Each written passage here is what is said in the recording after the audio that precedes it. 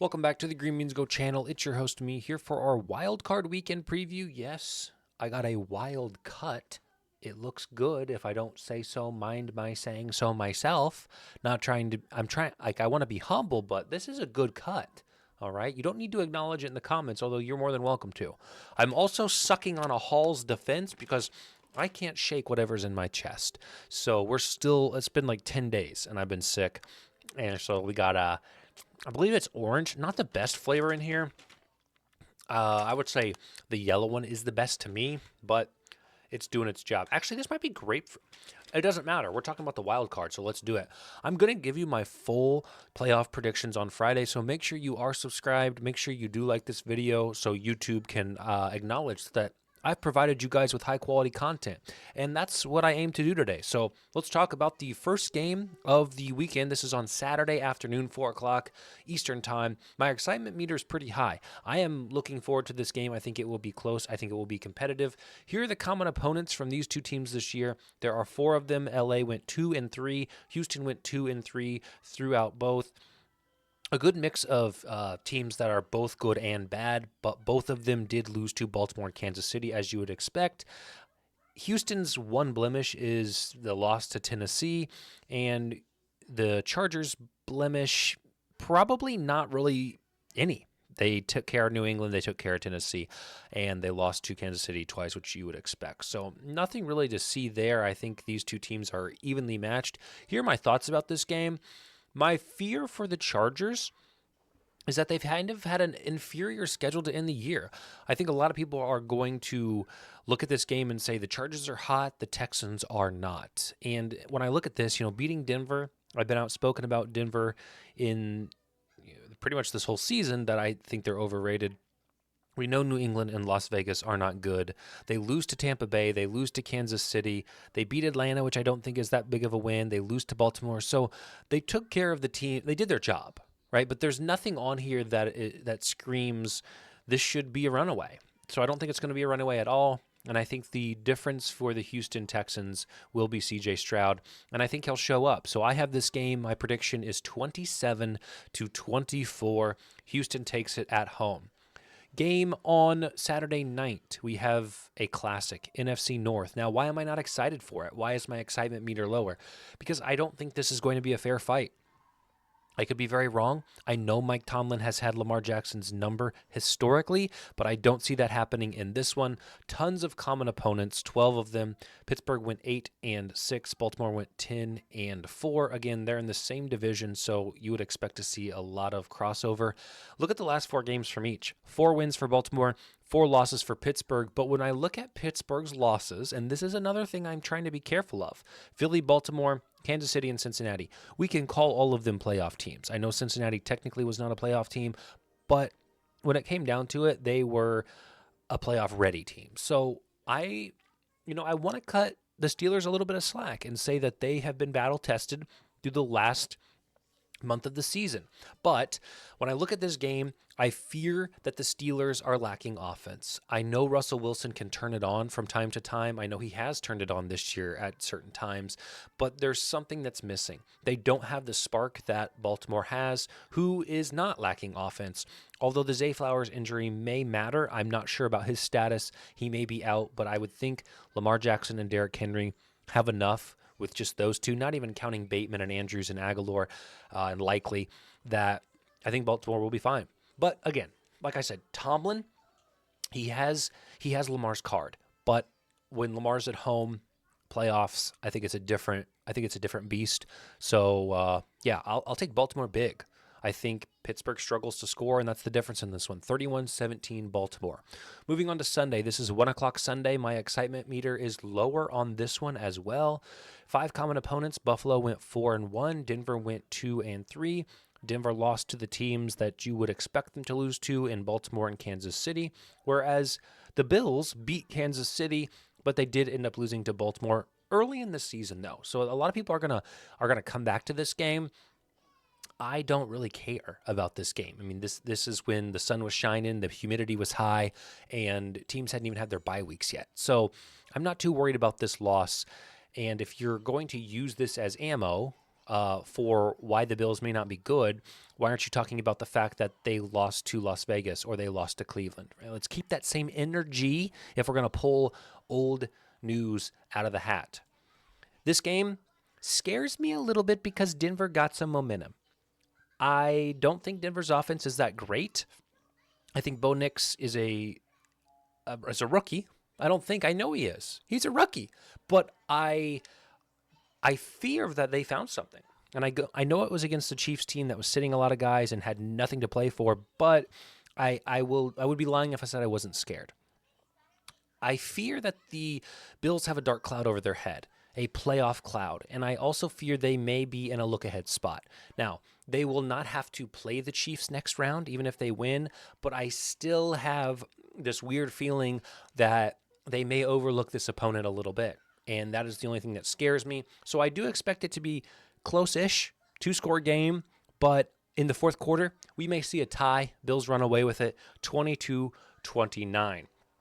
Sunday afternoon game, Packers and Eagles. My excitement meter is back up into the green. I'm feeling good about this game. These teams played each other week 1, and Philadelphia came away with the win, 34-29.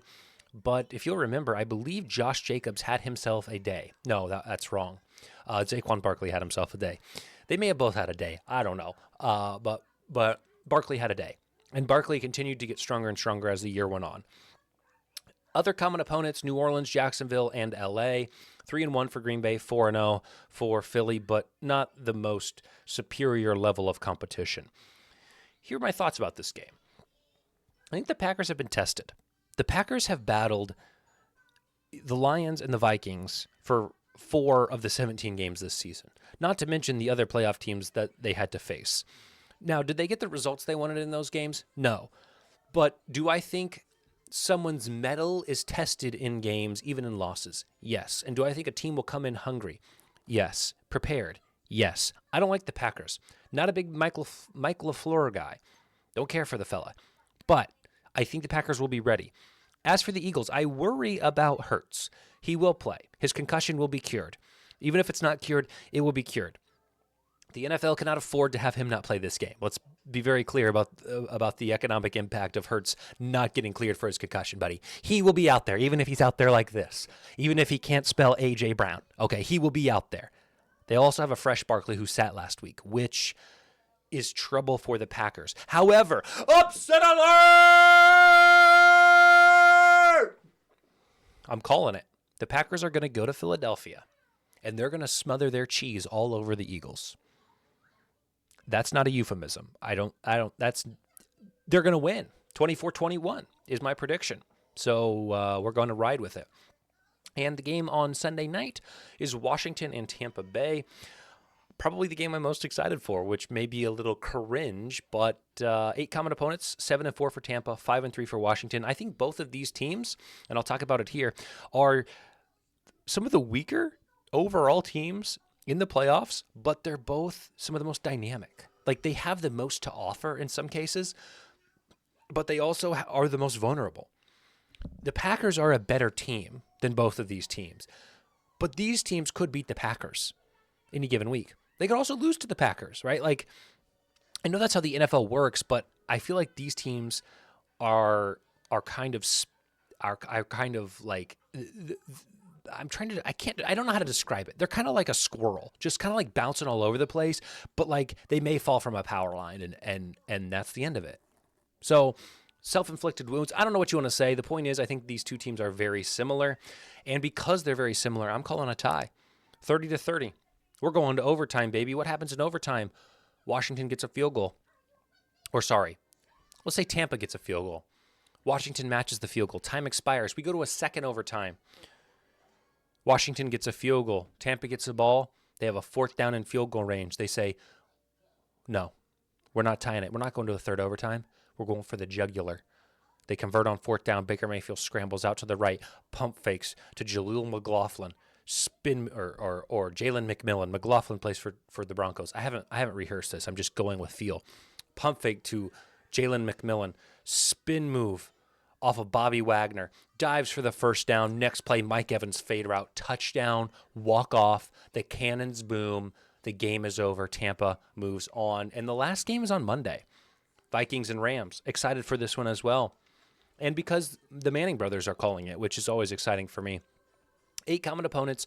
Rams went 6-5. Why does that say Washington? Gosh darn it. That should say Minnesota. I apologize for my lack of double-checking this video. I was rushed at the very end because I wanted to get up here and record it. Understand that this says Washington, but I really mean Minnesota. Both of these teams have been decent, and what I want you to notice is after the bye week, right here for the Rams, only 2 losses, one to the Eagles and one to Miami.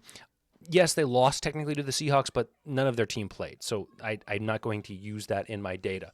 Really the same thing for the Vikings, 2 losses to the Detroit Lions, which can be expected, and a loss to the Rams, who they're playing. So my thoughts are, can Sam do it? It's all on Sam Darnold. Can he withstand the pressure? A lot of talk about his great season. But what does it matter if you can't go into the playoffs and win? You had a chance to get the number 1 seed against the Lions last week, and you looked bad. Horrible. Worst game of the year statistically. And now you're forced to go on the road and play a game against a team that's already beaten you. It's pressure. There are some alarm bells ringing in my head, and I think it's going to be hard to tune out that noise. And I think the Rams are sneaky good. I think they've been one of the top teams in the NFC since the bye, but nobody's talking about them because the Vikings have been competing with the Lions, which has caused a lot of attention. The Packers had a nice run there, and the Eagles. So they're not on the top of the pecking order of conversation, but they are on top of results outside that game against Miami. So what am I doing? I'm doing it again. I'm calling another upset. 27-24. The Rams get it done on Monday Night Football. So here are all of my picks for these. Don't put money on these. Don't gamble on these. That's silly. Just enjoy the games. You can gamble if you want, but don't just trust me. We're not keeping record of this. We're wiping this clean. We're flushing it down the toilet if it goes south. Friday, I'll give you my whole playoff bracket. I'll fill it all out, and I'll be back. So make sure you are liked, subscribed, and kissing somebody on the lips today. We'll see you next time.